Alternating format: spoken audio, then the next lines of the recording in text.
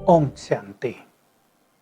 आज हम आपके समक्ष एक ऐसी महान विभूति को प्रस्तुत करने जा रहे हैं जिससे प्रेरणाएं पाकर अनेक आत्माओं ने अपने जीवन को पवित्र किया, जिसकी ज्ञान वीणा सुनकर कईयों ने ईश्वरीय महावाक्यों से अपने जीवन का श्रृंगार किया।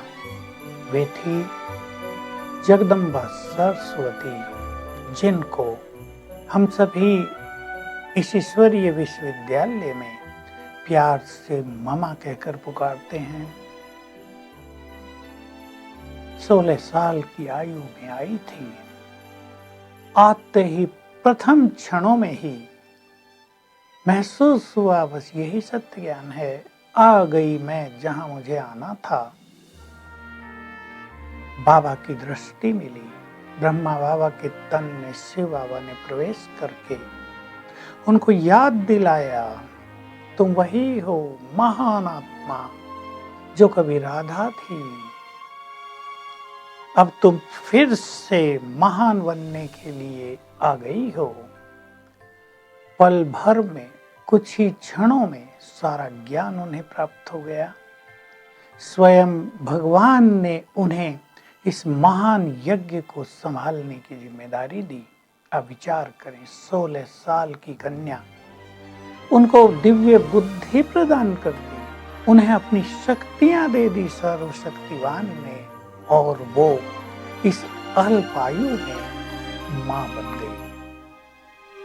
अलौकिक मां, सबकी पालना करने वाली मां, मातृत्व से भरपूर मां, जिसने अनेकों के जीवन का कल्याण किया, अनेकों को सन्मार्ग दिखाया, अनेकों को जीवन जीना सिखाया।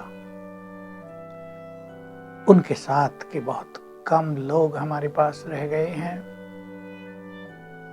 उनके साथ वालों के अनुभव बड़े ही निराले थे। मैं जैसा देखता आया, वो ज्ञान की देवी थी।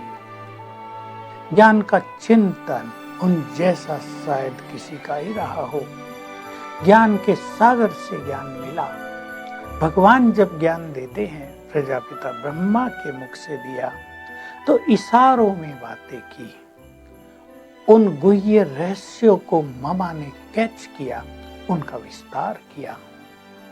मुझे याद रहती है, जब मैं छोटा था, ममा की एक मुरली सुनी, मुरली माना भाषण। उसमें था, लोग कहते हैं मन को मार दो, सब संकल्पों को समाप्त कर दो, जीरो कर दो। उदाहरण दिया बहुत अच्छा। तुम कहते हो भगवान को भी संकल्प आया सृष्टि रचने का, तो जब भगवान भी संकल्प करता है तो हम संकल्पों को क्यों मार दें? बहुत प्रिय बात लगी।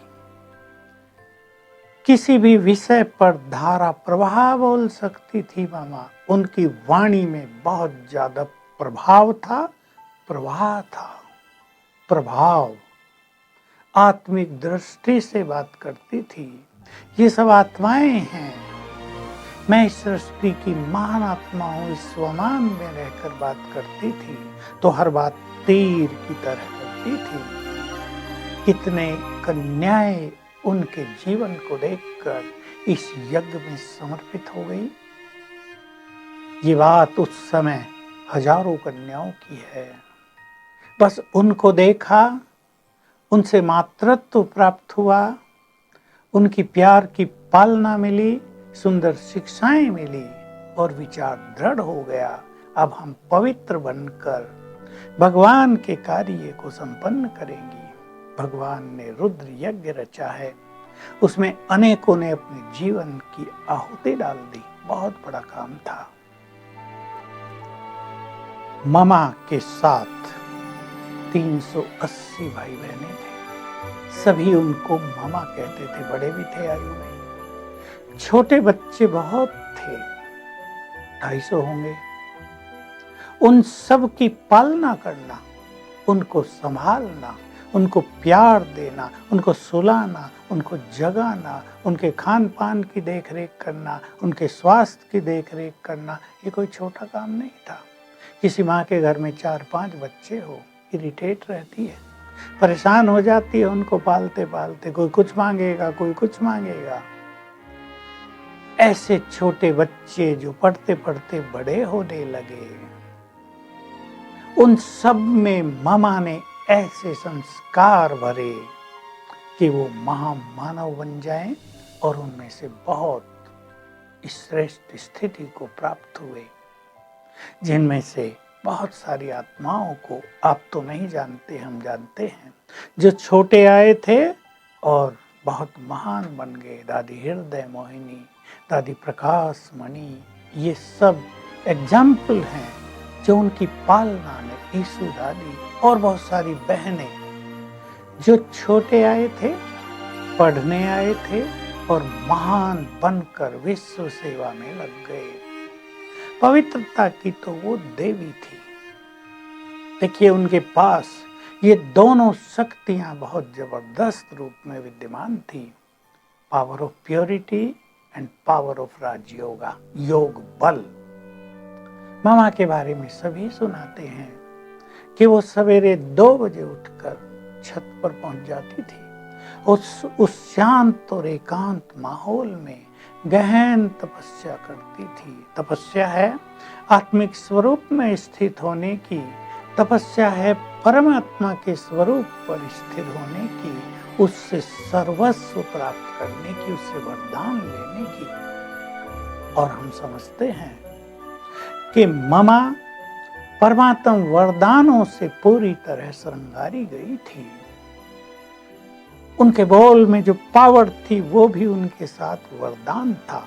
लेकिन ये दोनों शक्तियां जो संसार की सबसे बड़ी शक्तियां हैं, जो किसी को भी महान लेवल पर पहुंचा देती हैं, वो दोनों उनके पास थी।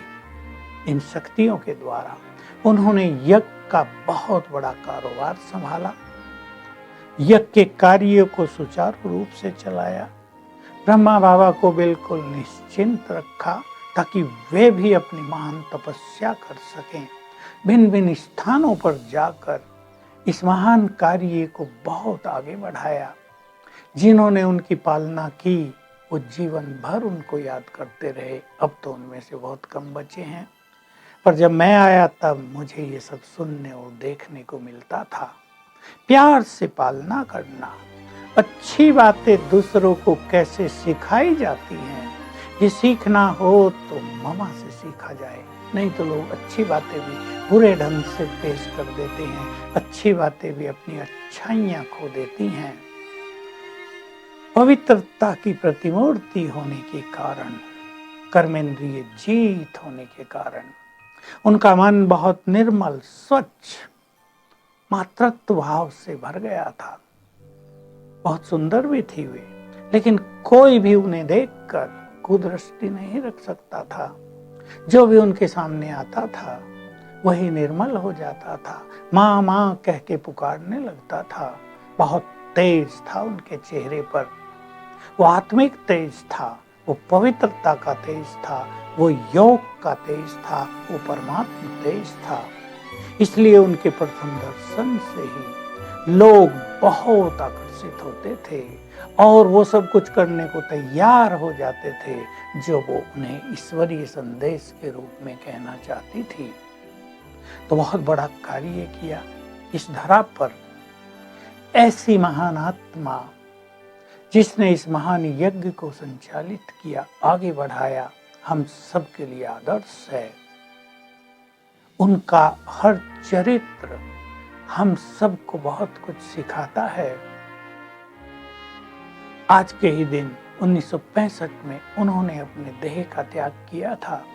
आखिर में कुछ बीमारियां लग गई थी, कुछ कारण थे उसके। माउंट आबू का वातावरण, यहाँ की ठंड थी उसका कारण। लेकिन मामा के चेहरे से किसी ने भी ये नहीं देखा कि वो कोई बीमार है।